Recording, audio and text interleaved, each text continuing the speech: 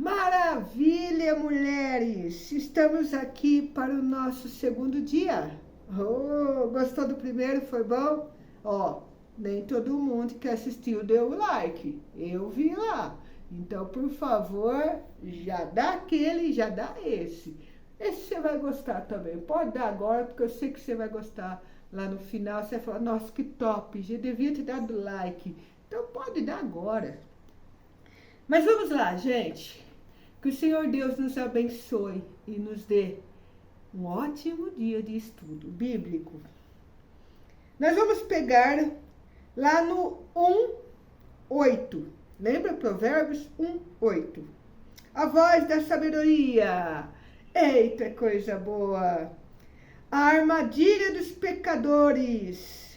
Meu filho, minha filha, escute a disciplina de seu pai e não abandone os ensinamentos de sua mãe, porque serão uma coroa formosa na sua cabeça e colares em torno do seu pescoço. Minha filha, se os pecadores quiserem seduzi-la, não se deixe enganar. Eles costumam dizer, venha conosco e faremos emboscadas para matar, cercaremos sem motivo o inocente. Nós o engoliremos vivo, como faz a sepultura inteiro. Como faz a sepultura. Inteiro como aqueles que descem a cova. Conseguiremos todos os bens preciosos e encheremos nossa casa com as coisas roubadas. Repartam sua sorte com o nosso grupo e faremos uma bolsa comum. Minha filha, não ande no caminho desta gente, evite por seus pés nas trilhas deles, porque os pés deles correm para o mal e eles se apressam para derramar sangue. É inútil preparar as armadilhas quanto o pássaro estiver olhando. Suas ciladas são mortais para elas. Próprios agem contra as suas próprias vidas. Lá no 19, continuando. Este é o caminho do ganancioso. A cobiça acaba com a vida do seu dono. A sabedoria repreende convida. Repreende e convida. A sabedoria proclama pelas ruas e levanta a voz nas praças, grita na entrada dos portões da cidade e anuncia nas praças públicas. Até quando o ingênuo, ingênuo, vocês vão amar a ingenuidade? E vocês, zombadores, até quando terão prazer em zombarias? E vocês, tolos, até quando odiarão o conhecimento? Volte-se para ouvir minhas advertências, pois eu vou derramar meu espírito sobre vocês, para lhes comunicar as minhas palavras, porque eu chamei e vocês recusaram, estendi a mão e vocês não prestaram atenção. Vocês rejeitaram meus conselhos e não aceitaram minhas advertências. Por isso eu também vou rir da desgraça de vocês. Vou zombar com o medo os dominar, quando sobre vocês o medo cair como tempestade. Quando a desgraça chegar como furacão e quando sobre vocês caírem angústia e aflição, aí vão me chamar, mas eu não responderei. Vocês vão me procurar, mas não me encontrarão, porque vocês odiaram o conhecimento e não escolheram o temor ao Senhor. não aceitaram o meu conselho e desprezaram todas as minhas advertências. Por isso, vocês comerão o fruto de sua própria conduta e serão saciados com seus próprios conselhos. Sim, a revolta dos ingênuos vai levá-los à morte, e a despreocupação acabará com os tolos. Mas aquele que me obedece viverá tranquilamente, estará seguro e nenhum mal temerá. Palavras do Senhor, graças a Deus. Eu li Provérbios 1, do 8 ao 33. Muito, né? Não entendeu nada, né? Pois bem, não se preocupe em não entender nada. Por isso que nós estamos no estudo bíblico, para poder compreender. Se haver alguma dúvida depois do final, é claro, comentário aqui e aí chegamos num consenso de compreensão. Mas vamos lá. O que essa palavra nos diz? A armadilha dos pecadores. Fala muito nesse sentido de que muitas situações estão à nossa frente, de fazer o bem ou o mal. Sabe, lá em Deuteronômio fala isso, escolhe o bem ou o mal, o sim ou o não, né? Porém, eu vos digo, escolha a vida, né? Isso fala lá em Deuteronômio. E aí, nós vemos aqui a armadilha dos pecadores. Tem uma armadilha para nós. Nós que somos pecadoras, eu, você, nós somos. Né? Nós temos em nós a concupiscência do pecado, faz parte ali, né?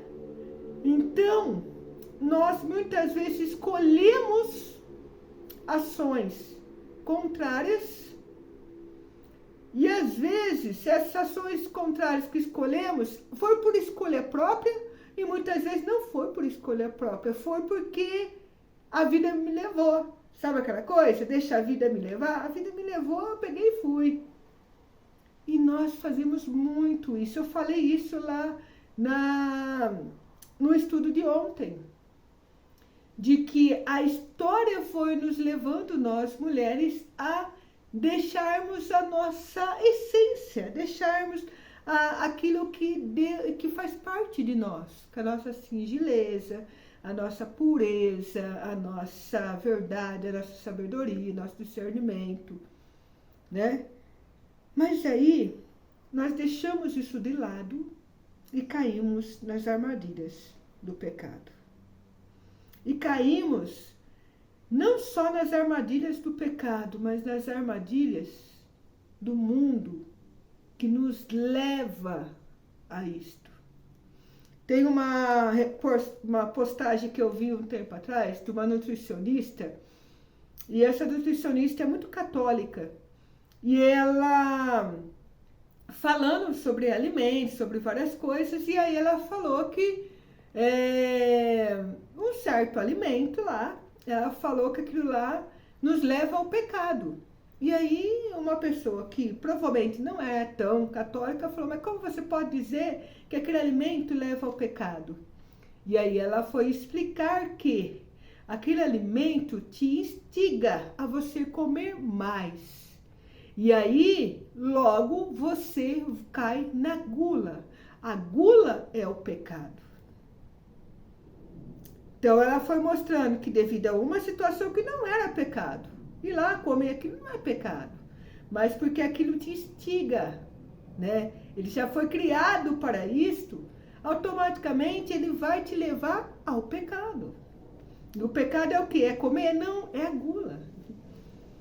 Tá vendo como que é as pequenas coisas? Então, nós vemos isso aqui no início, da armadilha dos pecadores. E depois entramos no sentido da sabedoria repreende, a convida. Repreende e convida.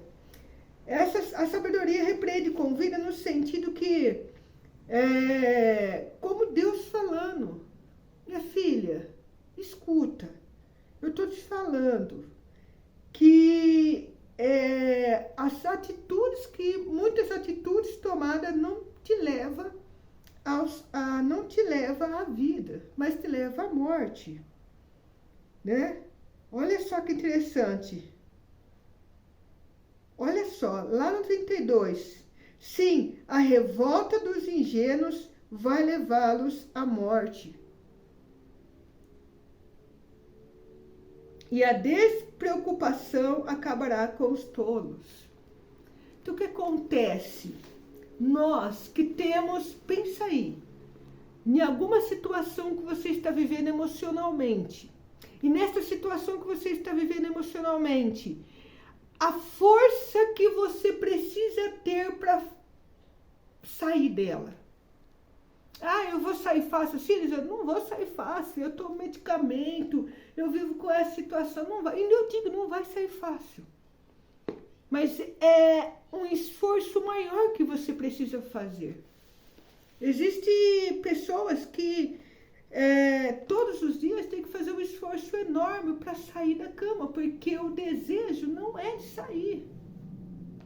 Só que aí a gente não presta atenção nas pequenas entrelinhas do nosso dia a dia. Como falou aqui no início, as armadilhas, nós não prestamos atenção. E vamos lá e nos enchemos de batata frita. Carboidrato vai te dar mais estafa, o seu corpo vai ficar mais pesado, você não vai querer mesmo levantar. Então, é se cuidar. Opa, não vou comer isso. Opa, eu preciso fazer uma caminhada. Tem gente que faz caminhada chorando, porque a depressão não quer deixar a pessoa fazer caminhada. Mas se a pessoa não se esforçar para ir fazer a caminhada, ela só vai se afundar, porque ela precisa exercitar o corpo dela para a dopamina se movimentar ali no corpo, né? E com isso, a força de viver aparecer. Mas é preciso de um esforço para isso acontecer. E o esforço se dá quando nós, olha só que interessante, mas aquele que me obedece viverá tranquilo, estará seguro e nenhum mal temerá. Aquele que me obedece, o que eu quero dizer com isso? Deus criou nós como mulheres, Deus criou para vivermos aquilo que nós como mulheres somos capazes de viver. No sentido, eu preciso cuidar de mim. Nós mulheres temos essa coisa de colocar um brinco, de cuidar do cabelo, de fazer as unhas. Ah, não quero fazer isto porque eu não estou conseguindo sair da depressão. Mas eu preciso fazer, e o fazer isto é o obedecer a Deus.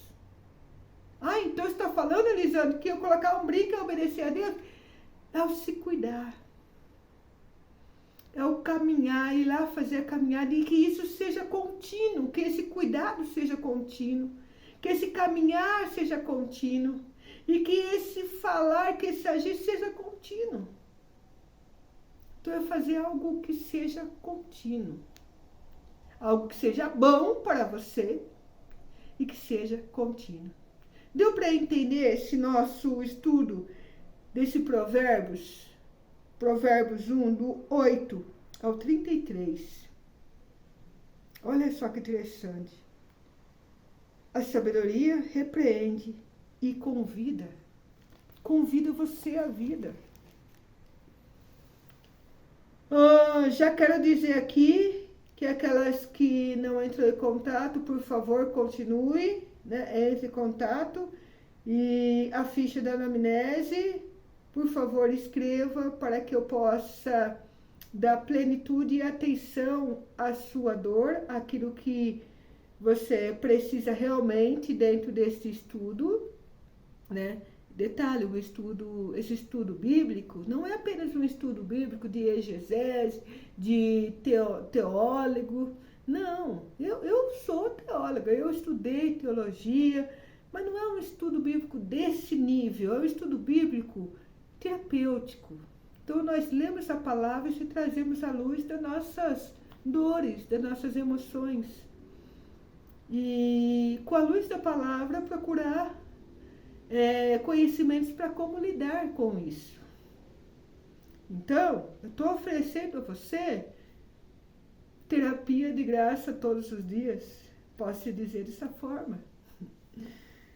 Mas eu quero aprofundar nisso. E para mim aprofundar nisso, eu preciso da sua ficha de anamnese. Então, por favor, mande a sua ficha de anamnese. Qualquer coisa, entre em contato com o suporte. Tá bom? Até amanhã, no próximo estudo bíblico. Pense e reflite muito bem em cada detalhe disso. Se for preciso, leia novamente para você conseguir assimilar dentro de você. E já te digo uma, escreva num caderno. Pega um caderno ali para seu estudo bíblico, né? Quem está comigo no caminho de Débora já pode pegar seu planner, né? Nós temos aí um planner maravilhoso aí, né? Pega o seu planner e põe lá como no seu estudo bíblico, né? A leitura de hoje me fez compreender isso e eu vou dar esse passo. Pensa sempre assim, a leitura de hoje, o que ela me fez compreender e qual o passo que eu vou dar. Pensa sempre nisso, em 2 etapas, aquilo que veio e aquilo que vai. Ok? Até amanhã!